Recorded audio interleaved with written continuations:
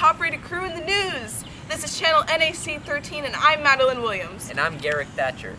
Today is October 4th, 1755, and the weather is looking pretty nice today. The highs are in the 75. We just received updates from the Ohio River Valley on the progression of a potentially disastrous war the colonies are facing. The French colonists of New France recently provoked the west border of New England's territory by building forts along the Ohio River. That's right, Madeline. Multiple events have occurred within the span of just a few months. For starters, local Indians have officially sided with the French in their attack on the colonies. The reasoning was, quote, to stop westward expansion of the British colonies, but clearly they just want the land for themselves. Yes, that does seem to be the case, but we have a few special guests today who will inform us of the latest information regarding what has been named as the French and Indian War. In case you missed our last interviewing session related to the French and Indian War, here's a clip of an interview with the heroic British commander, William Braddock, who led a fleet into the Ohio River Valley in an attempt to regain control from the French. Hello, Mr. William Braddock. How are you doing today? I'm doing fine, and yourself? I'm doing good. I wanted to ask you several questions about the war with the French and Indians and how and where it started. Before the war in the New World, there were already many conflicts between France and England in Europe. I won't bore you with the details, but of course, they suffered losses against us. They soon began to fear that we would come after New France, and of course we would. Land is our right, and not the dirty Catholics or savages. The French even had the nerve to start building a string of forts in the Ohio River Valley. Like that could stop the power of the crown. A young colonel by the name of George Washington led a militia under the orders of the governor of Virginia to stop this madness. However, it was unsuccessful and he had to surrender. This began the conflict between the French and the Indians. Wow, so this problem has developed over a long period of time. Yes, the French have developed over a long period of time. One day, there will be no more. So, what was your role in this conflict? I was assigned to take back the forts in the Ohio Valley.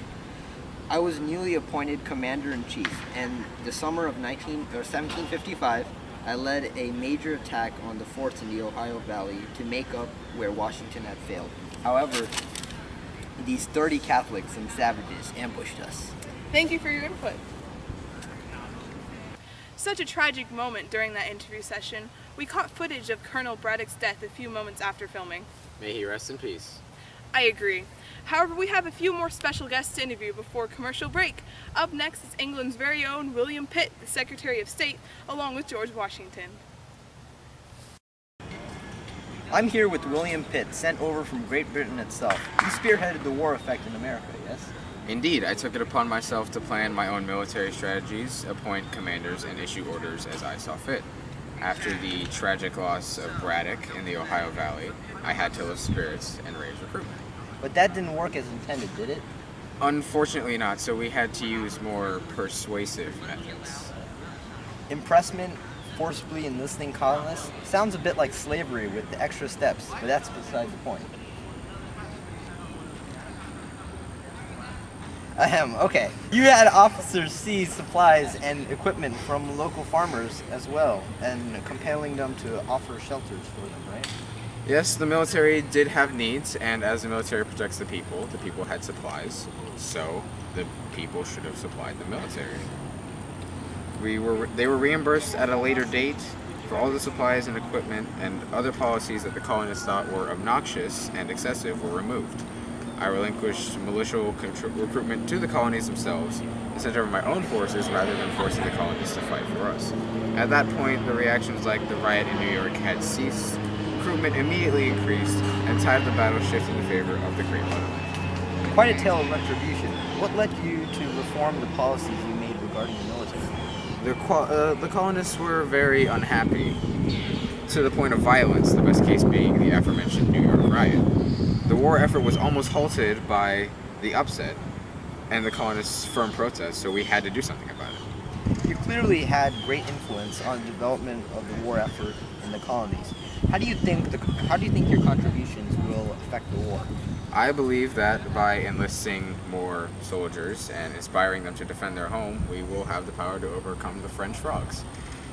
Thank you for your time, Mr. Pitt. And back to you, front desk. Here comes the general. Ladies and gentlemen, here comes the general. The moment you've been waiting for. Here comes the general. The pride of Mount Vernon. Here comes the general. George Washington. Hello, Colonel Washington. How are you on this sunny day in Virginia?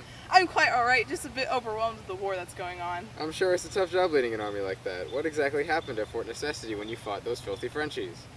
Well, by 11 a.m. on July 1754, the dreaded day of conflict we were all waiting for, we could see the French leader, Louis Caelan, his army, and many Indians heading straight for our fort.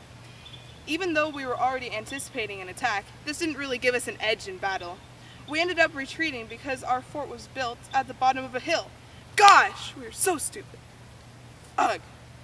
Afterwards, I sent 2 of my men to negotiate peace with Caelan, and there was no other choice but to surrender. Otherwise, we would be ambushed by other Indians. That seems like a lot to deal with. Yep, it is. Truly saddening to hear that after Braddock's attempt, he had to pay with his life. I believe, though, soon the tables will turn and we will have a lead over the French. We can only hope for the best. Thank you for talking with us. My pleasure. Hello, my lord. What an honor it is to speak with you. Good day to you, young chap. Please bestow upon us the details you decided to include in the Peace of Paris, sir. Not a problem. Our agreement consisted of the French giving us some of their territory in India, as well as the territory east of the Mississippi River, except the New Orleans, in America. Fascinating. Since this agreement was set in place, what were some of the effects you've seen so far? Well, it did give our brothers in the colonies a lot of territorial benefit. However, my homeland is rather lacking in money as a result of such an expensive war.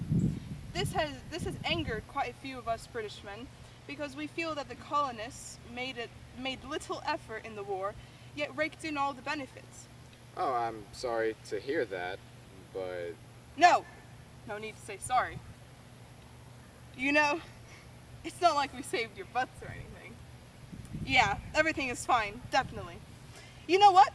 We've been the only ones to help you prosper and build colonies in America so far, and I think it's time we restrain your freedom a bit.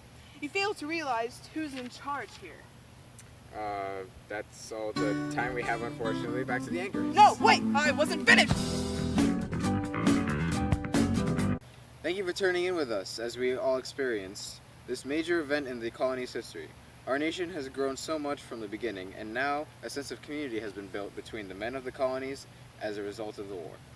Not only that, but those savage Indians are finally dying off. Ha ha! Victory for the colonies. Woo! See you next week as we address another upcoming problem. Britain whining more about the French and Indian War.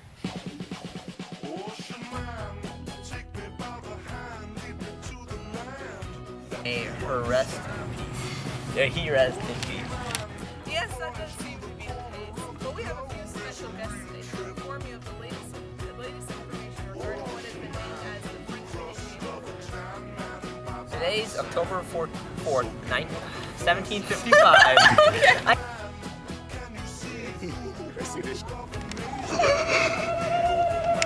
What exactly happened at Fort Necessity when you fought those filthy French? By 11 a.m. on July 7th, we're getting started. Was east of the Mississippi River. No thanks.